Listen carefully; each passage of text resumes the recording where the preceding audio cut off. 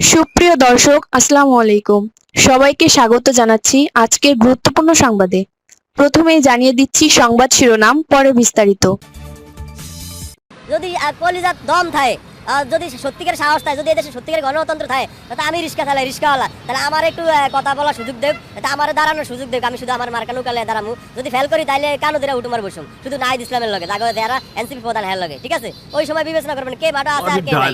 এবং what a challenge, what a dialogue এবং what a challenge. একজন রিক্সাওয়ালা আওয়ামী লীগের ভক্ত কর্মী বলা যাবে না, রিক্সা লীগ আছে কিনা জানি না, শ্রমিক লীগ আছে, তো সে দাবি করেছে নাহিদ ইসলামকে চ্যালেঞ্জ ছুড়ে দিয়েছে যে নাহিদ যে আসন থেকে নির্বাচন করবে ওই আসনেই নৌকা মার্কানিয়া এই রিক্সাওয়ালা নির্বাচন করবে।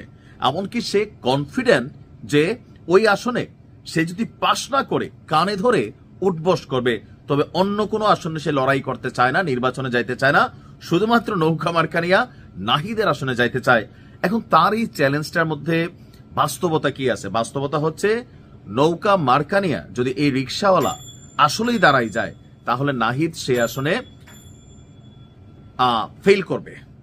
তবে এখানে একটু পেচকে আছে, যেহেতু সবগুলো রাজনৈতিক দল এখানে নির্বাচনে অংশগ্রহণ করবে, সেই ক্ষেত্রে ওই আসনে বিএনপি বিজয়ী হবে, বিএনপি ওই আসনটাতে পাশ করবে। তবে নাহিদ ইসলামের এনসিপির শাপলাকলি বনাম এই রিক্সাওয়ালার নৌকা, এখানে যদি ইন্ডিভিজুয়ালি আলাদা আলাদা ভোটগুলো দেখা হয়, তাহলে এই রিক্সাওয়ালা ভোট বেশি পাবে। এখন কেন আসলে বেশি পাবে? পারসেপশনটা কোথায়? পারসেপশনটা আওয়ামী লীগের সময় আপনাদের খেয়াল থাকার কথা যে হিরু আলম সে হচ্ছে আরাফাতের বিরুদ্ধে দাঁড়াইয়া একটা ভালো ভোট পেয়ে গেছিল।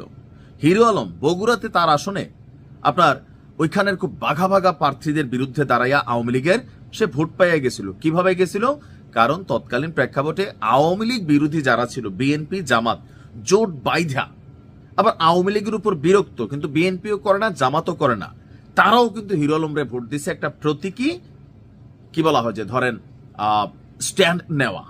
এখন এই রিক্সাওয়ালার সাথে কেন এনসিপির জনসমর্থন? এটা আপনি এখনকার গবেষণা কি বলতেছে, ফ্যাক্ট না, ফ্যাক্ট হচ্ছে সারা বাংলাদেশে এদের 2% ভোটও নাই। আমি বরাবরই বলি হাসনাত আব্দুল্লাহ তাসনিম যারা, এদের হিসাবটা আলাদা, কিন্তু নাহিদ ইসলাম, আসিফ মাহফুজ, সার্জিস, হান্নান মাসুদ, নাসিরউদ্দিন পাটোয়ারি, আক্তার, এদের জনসমর্থন কোনো আসনে 2%-এর বেশি নাই। তো সেই ক্ষেত্রে আওয়ামী লীগের যতই দুর্দিন থাকুক, বাংলাদেশে যতই খারাপ অবস্থা থাকুক, তারপরেও মিনিমাম 20% ভোট আওয়ামী লীগ পাবে। এখনো আপনি যত কথাই বলেন আওয়ামী লীগের সমর্থন, সবাই নীরব হয়ে আছে, চুপচাপ হয়ে আছে, যে এখন আওয়ামী লীগের কথা বললেই বা যদি নিজের অবস্থান কেউ প্রকাশ করে তার বিরুদ্ধে একটা মামলা হওয়ার সম্ভাবনা আছে, গ্রেপ্তারের সম্ভাবনা আছে।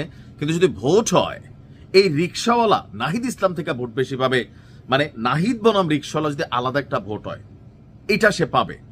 কারণ এনসিপি কে এখন বিএনপি এক চক্ষু দেখতে পারে না, জামাত আধা চক্ষে দেখতে পারে না, কারণ 1971-এর বিচার নিয়ে তারা এখন যে স্ট্যান্ড নিছে, সো জামাতের সাথে ইন্টারনালি সম্পর্ক খারাপ হয়ে গেছে। বিএনপির যেভাবে প্রতিদিন সার্ফ এক্সিল দেয়া ধরছে, তাদের সাথে সম্পর্ক খারাপ হয়েছে। তাহলে এনসিপির ভোটারটা কই? এনসিপির কিন্তু এরকম ভোটার নাই। ওই যে 10-12 জন তারা নেতা, তাদের পিছনে 2-4-500, রাস্তায় নামলে এরকম 2-4-5 হাজার মানুষ হয়। এইটা একটা জিনিস ভাই, ভোটের হিসাব আর একটা। তো আমার মনে হয় নাহিদ ইসলাম এই নিয়ে কোনো বক্তব্য দিবেন না। তবে কেন পাশ করবে বা এই ছেলেটা নাহিদকে হারাইতে পারবে, ফ্যাক্ট হচ্ছে ব্র্যান্ড হচ্ছে লোগো। বাংলাদেশের মানুষের মধ্যে ভোট দেওয়ার সময় একটা জিনিস কাজ করে, নৌকা, ধানের শীষ, দাড়িপাল্লা, নাঙ্গল। ম্যাক্সিমাম জায়গায় যেটা হয় যে ওই এলাকার প্রার্থীটা যেই মার্কার, তিনি কি যোগ্য নাকি অযোগ্য। থাকে না যে নৌকার একজন প্রার্থী হয়তো সন্ত্রাসী, কিন্তু লাঙ্গলের একজন প্রার্থী ভদ্রলোক, অথবা ধরেন জামাতের একজন প্রার্থী ভালো লোক, বিএনপির একজন প্রার্থী সন্ত্রাসী, অথবা জামাতের প্রার্থীটা সন্ত্রাসী, বিএনপিরটা ভালো লোক। লোকাল পর্যায়ে অথবা ধরেন লাঙ্গলের প্রার্থীটা সন্ত্রাসী, নৌকারটা ভালো লোক। বিশ্বাস করেন বাংলাদেশে যারা বাই ব্লাড ডাইহার্ট ফ্যান আছে এই দলগুলোর, তারা কিন্তু আসলে স্থানীয় ক্যারেক্টারকে দেখে না, মার্কাকে দেখে। মার্কা কোনটা এটা মাইরা দিয়া চলে আসে, এটা ব্লাডের মধ্যে একটা মার্কাগত ইস্যু আছে। সেই জায়গা থেকে আসলে এই রিক্সাওয়ালা এই চ্যালেঞ্জটা দেওয়ার সাহস পেয়েছে। 15 মাসের মধ্যে এনসিপির যে জনসমর্থন, এটা আকাশ থেকে মাটিতে পড়ে গেছে।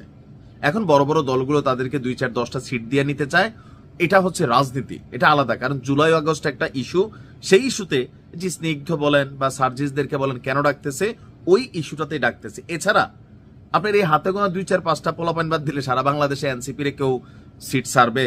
আপনি দেখেন তো আপনার এলাকায় লোকাল এনসিপির নেতাটা কে, তার লোকাল অবস্থানটা কি আছে?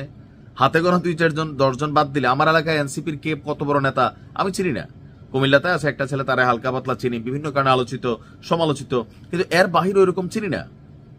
কিন্তু আপনি যাই দেখেন নৌকার লোককে, জামাতের লোককে, বিএনপির লোককে, লাঙ্গলের লোককে, ইসলামী আন্দোলন চরমনাইয়ের লোককে ওইটাও মোটামুটি চিনা যায়। এই কারণে রিকশাওয়ালা এই চ্যালেঞ্জটা দিয়েছেন। প্রশ্ন হচ্ছে নাহিদ ইসলাম এই চ্যালেঞ্জটা অ্যাকসেপ্ট করবে কিনা, অপেক্ষায় রইলাম। আসসালামু আলাইকুম।